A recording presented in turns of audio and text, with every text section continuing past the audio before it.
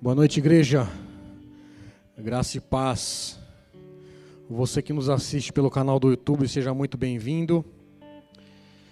Como todos já sabem, é de conhecimento de todos aquilo que temos visto, ouvido nesses últimos dias com relação à triste notícia dos ataques em Jerusalém.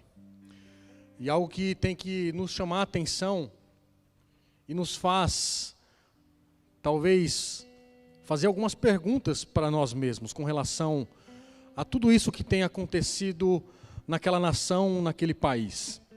Uma das perguntas que nós temos que fazer é: qual é a motivação dessas pessoas estarem atacando aquela nação, Jerusalém? Talvez a primeira resposta seja alguma motivação política naquelas regiões circunvizinhas, talvez financeiro, economicamente falando, ou até mesmo espiritual. Nós temos que, como a minha esposa bem disse, o tema da mensagem é discernindo os tempos. Esses acontecimentos, que na verdade não é o primeiro, e também não vai ser o último. Isso acontece desde lá do Antigo Testamento. Desde quando Caim matou Abel, acontece em guerras. E todas as vezes que acontece isso, nós temos que discernir o que está acontecendo, o que vai acontecer. O que está relacionado com aquilo que está acontecendo com a igreja. Como a minha esposa bem disse, se Jesus voltar nesta noite, ou se o Senhor tocar a trombeta, para onde nós iremos? Porque muitas pessoas foram ceifadas, estão sendo ceifadas naquela nação. Será que elas tiveram a oportunidade de aceitarem Jesus como o único suficiente Salvador? Aquelas pessoas, elas não têm a liberdade que nós temos hoje na nossa nação. Nós somos uma nação privilegiada. É uma nação que nunca sofreu uma guerra. Embora a gente sofra algumas opressões, mas como aquelas que eles estão sofrendo, nunca sofremos. Então nós somos privilegiados. Temos que colocar, como eu disse, eu sempre digo a vocês, colocar a nossa barba de molho. E de fato nós, cristãos, não só por conta desses acontecimentos que é triste, nos deixa abalado com tanta covardia, mas nós temos que estar vigilantes, nós temos que estar em constante oração, pedindo discernimento, sabedoria ao Senhor, para discernir o tempo e as estações que nós estamos vivendo. Não é fácil. Hoje, tudo que estamos vivendo, tudo que está à nossa volta, as pessoas parecem que não estão dando mais a devida atenção àquilo que é, de fato, a verdade, a palavra. Nós estamos vivendo num tempo que não há mais tempo para se perder tempo. Com tantas coisas que nós temos visto, ouvido, presenciado. Salmista diz lá em Salmos 90, verso 12, ensina-nos a contar os nossos dias para que alcancemos um coração sábio. O que o salmista está dizendo aqui nesse Salmos 90, em resumo ele está nos dizendo para sermos fiéis e viver de acordo com as prioridades certas. Como que nós vamos saber quais são as prioridades? Está escrito. Buscai primeiro o reino dos céus e a sua justiça, e as demais coisas serão acrescentadas na minha e na sua vida. Mas nós insistimos em ficar preocupados, ansiosos, temerosos. Nós temos que de fato discernir, nós temos que de fato nos revestir da armadura do Senhor. Nós temos que ter esta sabedoria, esta sensibilidade. E nesta noite eu queria compartilhar com vocês um texto que o Senhor colocou ao meu coração, que está lá no capítulo, no livro de Lucas. Queria que vocês abrissem lá. Lucas capítulo 12.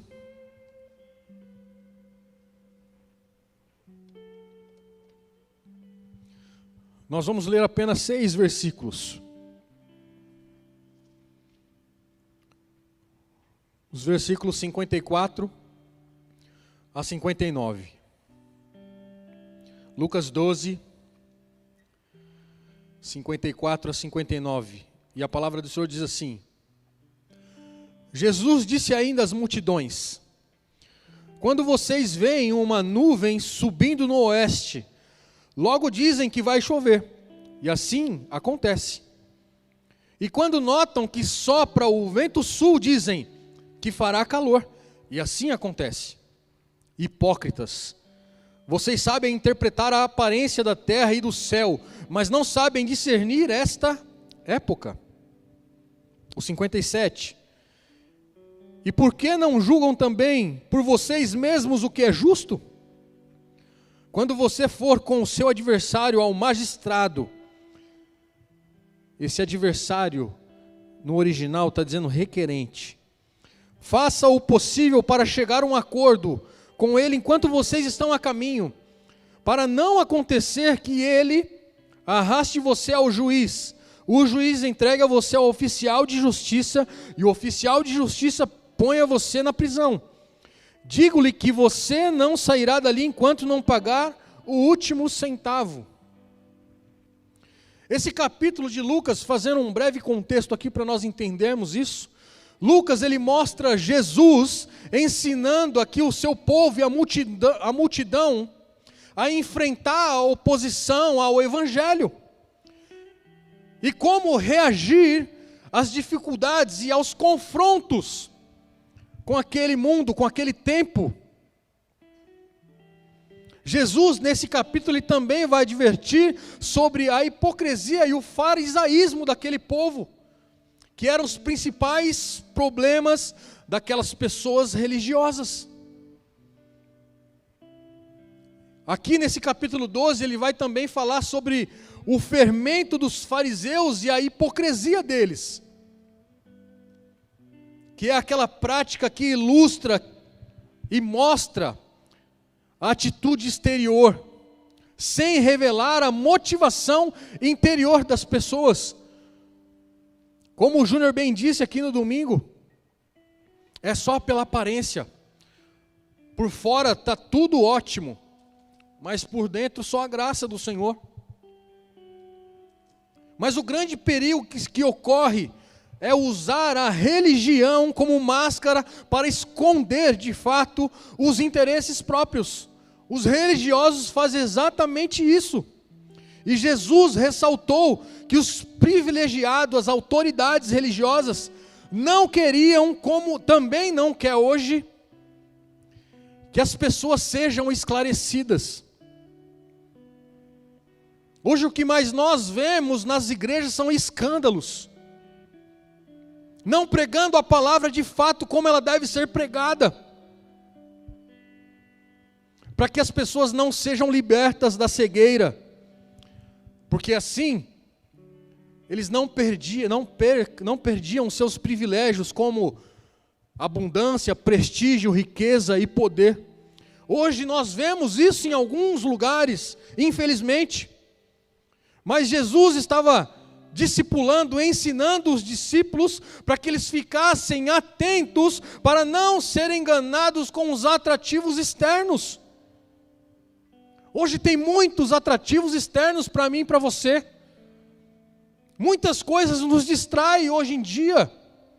E se nós não tivermos a disciplina, a autodisciplina, nós vamos caindo nesse engodo, caindo nessa casca de banana, nessa religiosidade. Mas nós devemos, de fato, temer ao Senhor e não aos homens. Claramente, nesse trecho que nós lemos aqui, dos versos 54 ao 59, Jesus ele está chamando a atenção dos religiosos, dizendo que eles entendiam daquilo que iria acontecer climaticamente. Porém, eles não entendiam do propósito de Deus profeticamente.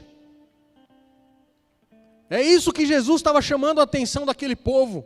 Ao olhar para o tempo, já sabia que viria uma chuva, mas eles não estavam discernindo profeticamente a volta de fato do Senhor Jesus. E aí Jesus censurou aquele povo, porque eles eram capazes de avaliar as condições do tempo, mas não eram capazes de avaliar o que Deus estava fazendo por intermédio de Jesus Cristo, para aquela missão, para o seu ministério. Será que nós estamos entendendo o que está acontecendo nos tempos de hoje? Estamos mais preocupados com o nosso bem-estar do que o que está acontecendo em Israel, em Jerusalém, ou até mesmo aqui na nossa nação. Nós estamos preocupados com o nosso bem-estar, com o nosso deleite, e esquecemos dos sinais. O título da minha Bíblia está dizendo: os sinais dos tempos.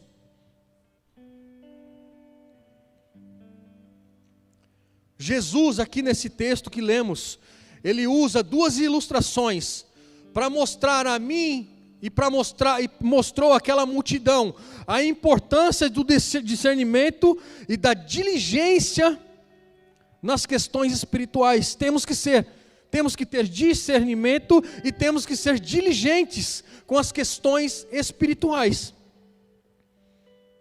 Discernimento é um substantivo masculino, que significa o ato de discernir ou fazer uma apreciação em relação a algo, ou seja, o que está acontecendo. É um sinônimo de critério, escolha e reflexão. Significa colocar de parte, dividir ou separar. Discernir é conhecer ou ver distintamente, avaliar, fazer a distinção entre duas coisas. O discernimento também serve espiritualmente para nós discernirmos aquilo que é da carne e aquilo que é do espírito. Como é que nós vamos saber se uma pessoa de fato é um cristão verdadeiro? Discernindo os frutos. A árvore vai dizer o que ela está dando, o que ela está brotando pelos seus frutos. Assim é as nossas vidas. Na Palestina, o vento que vem do mar Mediterrâneo, ou seja, do ocidente, vai trazer a chuva, ao passo que o vento vem do sul, traz calor e seca. E esse povo, eles sabiam discernir este tempo, mas não estava sabendo discernir profeticamente o tempo de Jesus. Todos os moradores daquela época, eles estavam acostumados com esses sinais meteorológicos, porque eles trabalhavam no campo, eles plantavam, eles colhiam, e era importante eles saberem sobre meteorologia. É importante nós sabermos, eles sabiam, até por questões da plantação. As pessoas, elas estariam muito melhor se elas soubessem discernir as questões espirituais, como sabem discernir as condições do tempo. Nós precisamos de fato entender, compreender aquilo que o Senhor está movimentando, aquilo que o Senhor está fazendo. É óbvio que tudo o que acontece naquela nação de Jerusalém, Israel, é algo para nós prestarmos atenção sobre as alianças que outros países fazem para tentar destruir Jerusalém.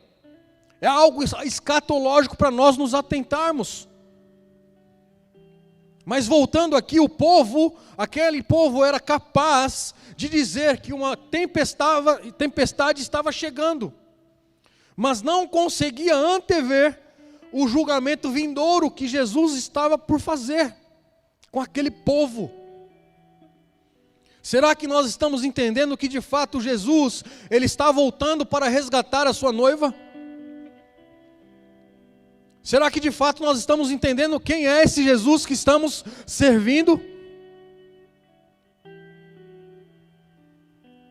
Ou nós vamos fazer como os religiosos, apenas ouvir e não colocar em prática? Eles também sabiam que a temperatura iria mudar, mas eles não conseguiam discernir a época. Sabe, queridos, as Escrituras, elas estavam lá. Eles deveriam saber o que Deus estava fazendo e movimentando através do seu Filho Jesus Cristo. Mas os líderes religiosos, eles estavam mais se importando em desviar o seu povo do caminho certo, com as falsas doutrinas, com a religiosidade, falsos mestres.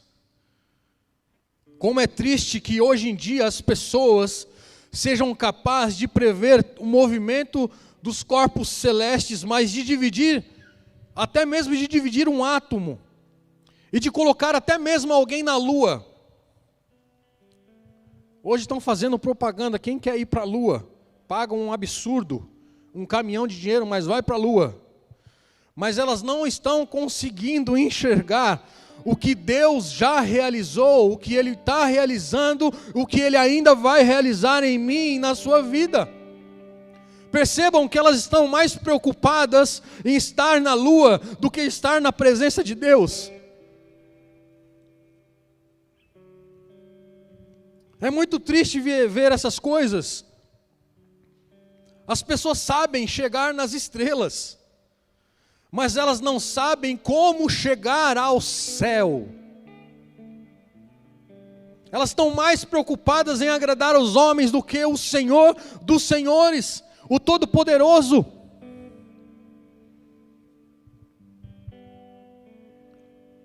Pessoas tão cultas, possuindo um vasto conhecimento, mas com pouca sabedoria espiritual.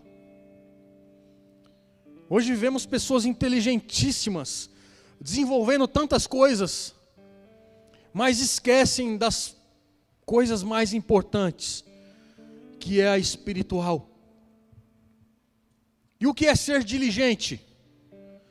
Diligente é um adjetivo atribuído a qualquer pessoa que realiza determinada atividade de maneira rápida, eficaz e responsável.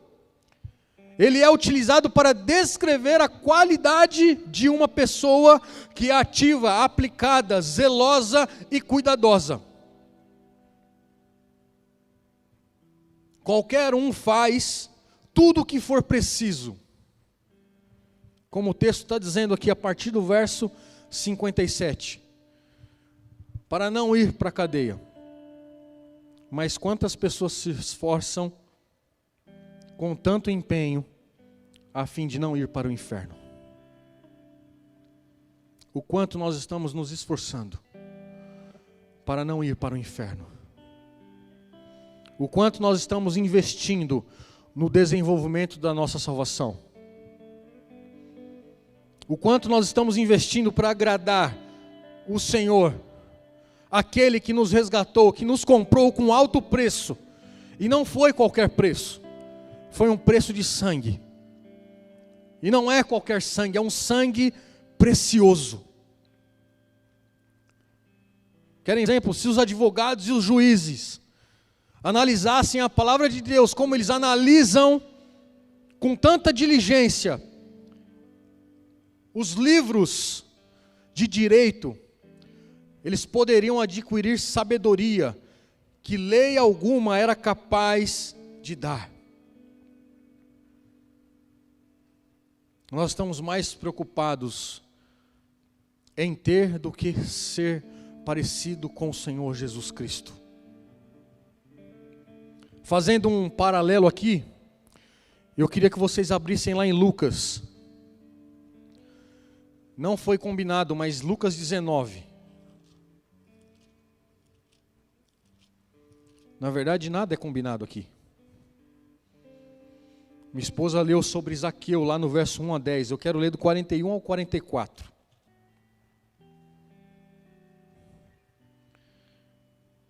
Jesus, no título aqui, Jesus chora ao ver Jerusalém. E a Bíblia está dizendo assim: quando Jesus ia chegando a Jerusalém, vendo a cidade, chorou por ela, dizendo: ah, se você soubesse, ainda hoje o que é preciso para conseguir paz. Mas isso está agora oculto aos seus olhos, pois virão dias em que os seus inimigos cercarão você de trincheiras e apertarão o cerco por todos os lados. Vão arrasar você e matar todos os seus moradores. Não deixarão pedra sobre pedra, porque vocês não reconheceu o tempo em que Deus veio visitá-lo. Preste atenção, irmãos, nesse texto é muito sério. É muito sério. Nesse texto aqui, Jesus sabia que os exércitos romanos, eles destruiriam a cidade e o templo. Mas o Senhor Jesus não podia obrigar aquele povo a se arrepender. Porque quem convence não é eu e nem você, é o Espírito Santo que habita em mim e em você. Se o próprio Jesus não conseguiu fazer com que aquele povo se arrependesse, olha o que nós acabamos de ler. O arrependimento é uma escolha, é uma decisão. Nós não podemos colocar essa decisão goela abaixo da pessoa. Você tem que se arrepender, não. A minha parte é mostrar a palavra, a verdade. A palavra é que convence. Enquanto a multidão se regozijava, Jesus ele estava chorando. E aqui é a segunda vez que Jesus chora. A primeira vez ele chorou quando seu amigo Lázaro estava morto. Quando Lázaro morreu, ele chorou silenciosamente, mas aqui ele proferiu uma lamentação em alta voz. Ele fez como o profeta Jeremias, ao chorar pela destruição de Jerusalém, como está escrito lá em Jeremias 9:1. Enquanto Jonas olhou para Nínive e queria que aquela cidade fosse destruída, mas Jesus olhou para Jerusalém e chorou pelaquela cidade que estava sendo destruída. Não importava para onde dirigisse o seu olhar, Jesus ele encontrava motivo para chorar por aquela cidade. Via que aquela nação estava desperdiçando uma oportunidade que eles estavam deixando passar. Talvez hoje nós estávamos deixando passar esta oportunidade que o Senhor está nos dando nesta noite. O Senhor Jesus estava olhando e via a ignorância daquele povo. Ele via cerimônias religiosas que eram inúteis, não serviam para nada. O templo se tornou um covil de ladrões, e os líderes religiosos, eles estavam determinados a matar o Messias.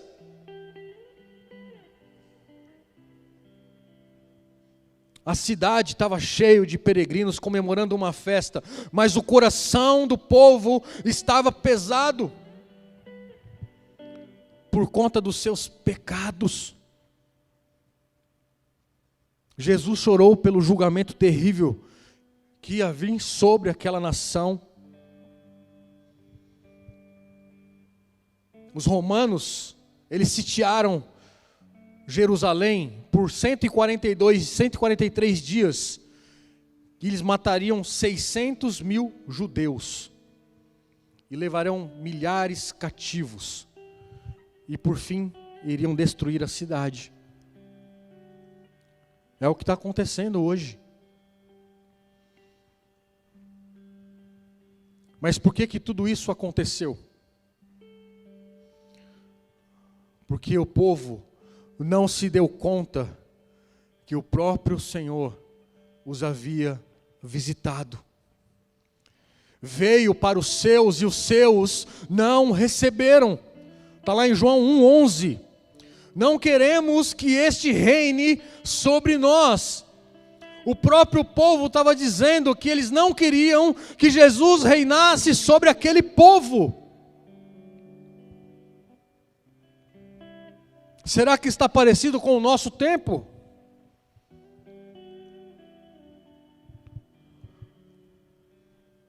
Os sinais estão aí para nós. Os sinais estão aí para quem quer crer. Não seja como Tomé. Ver para crer. Porque já está acontecendo. Sabe, queridos, e eu já estou caminhando para a conclusão. Mensagem rápida e objetiva, para nós não perdermos tempo. E eu já queria chamar o pessoal do worship. É possível aplicar isso nas nossas vidas. Sabe por quê? Se soubéssemos se uma tempestade está para chegar, é óbvio que eu e você nos prepararíamos para ela. Se você sabe que vai chover, o que você deve fazer para isso? No mínimo sair com guarda-chuva. No mínimo sair com uma capa, para não se molhar. As mulheres com uma touca, para não desmanchar a chapinha. Percebam que a gente sabe quando vai chover, e a gente sai preparado para esta chuva. Se nós estamos sabendo que Jesus está voltando, e por que nós não iríamos nos preparar para a sua chegada?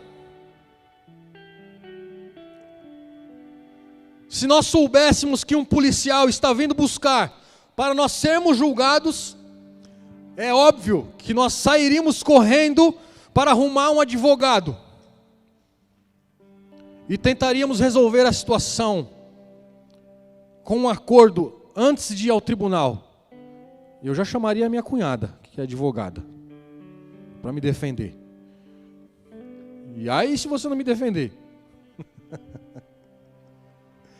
A tempestade da ira de Deus está chegando.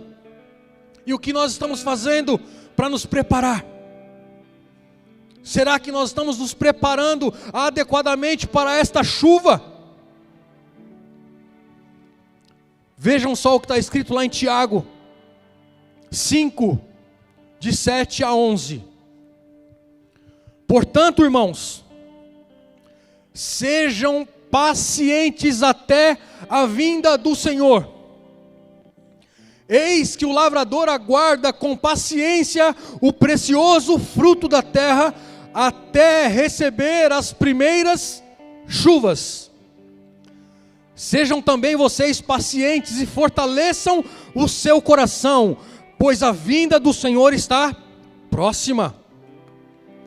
Irmãos, não se queixem um dos outros, para que vocês não sejam julgados. Eis que o juiz está às portas. Irmãos, tomem como exemplo de sofrimento e de paciência os profetas que falaram em nome do Senhor. Eis que consideramos felizes os que foram perseverantes. Vocês ouviram a respeito da paciência de Jó, e sabem como o Senhor fez com tudo que acabasse bem, porque o Senhor é cheio de misericórdia e compaixão. E para finalizarmos, Paulo dizendo aos Coríntios, segunda carta aos Coríntios, capítulo 6, versos 1 e 2. E nós, na qualidade de cooperadores com Ele, também exortamos a que vocês não receberam em vão a graça de Deus. Porque Ele diz: no tempo aceitável escutei você, e no dia da salvação eu o socorri. Eis agora o tempo oportuno, eis agora o dia da salvação. Como eu disse no início, para seguir Jesus, é necessário discernir os seus ensinamentos. Eu queria convidar a igreja a ficar em pé.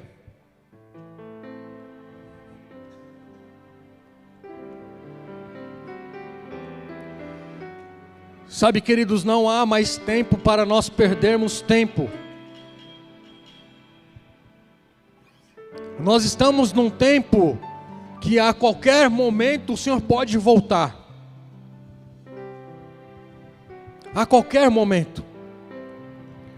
Quando acontece esses tipos de coisas, seja em Israel, em Jerusalém, seja na Rússia,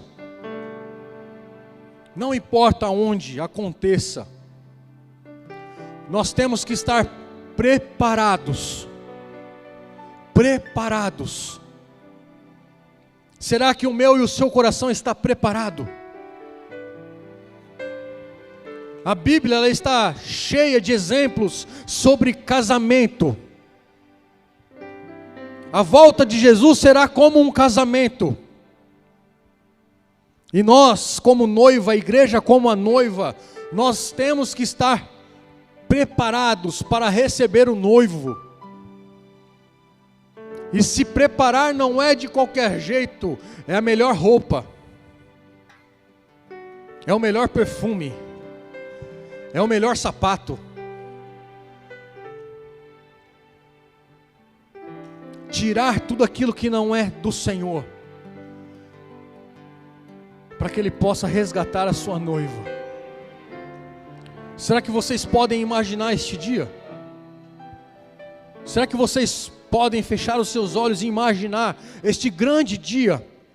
O Senhor vindo resgatar a sua noiva.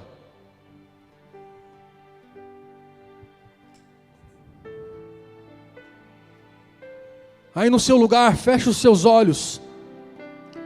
Comece a contemplar as maravilhas do Senhor. Comece a olhar para dentro de você. Comece a clamar o Senhor aí. Pai, nós necessitamos de Ti. Pai, como, Senhor, o nosso coração é enganoso. Como o nosso coração é corrupto, Pai. Mas nós queremos, ó Pai, a cada dia mais estar parecido com o Senhor. Nós queremos mais de Ti, Senhor. Nós queremos dar o nosso melhor a Ti. Nós necessitamos, ó Pai, sermos mudados, transformados, libertos, ó Pai, em nome de Jesus. Nós queremos, ó Pai, em nome de Jesus, sermos libertos, ó Pai, daquilo que não Te agrada, Pai. Nós queremos ser transformados pela renovação na nossa mente. Pai, em nome de Jesus, que o nosso coração a cada dia esteja preparado para a Sua volta, para os Teus ensinamentos. Que o nosso coração não seja como de pedra, Pai. Um coração duro que não recebe. Um coração que não é ensinável. Um coração que não é moldável. Um coração que não quer ser moldado. Transforma, Senhor, em nome de Jesus, Pai. Amolece o nosso coração. Eu sei que o Senhor é poderoso para fazer isso, Pai. Pai, em nome de Jesus, que os nossos pensamentos estejam voltados ao Senhor, que os nossos pensamentos estejam voltados ao Seu reino, que nós possamos buscar, ó Pai, o Seu reino e a Sua justiça todos os dias, Pai. Só o Senhor sabe o que nós precisamos, só o Senhor sabe o que necessitamos. Só o Senhor conhece, Pai, o íntimo do nosso coração. o coração de cada família aqui representada, o coração de cada família que nos assiste pelo canal do YouTube. Pai, em nome de Jesus, não queremos ser mais os mesmos.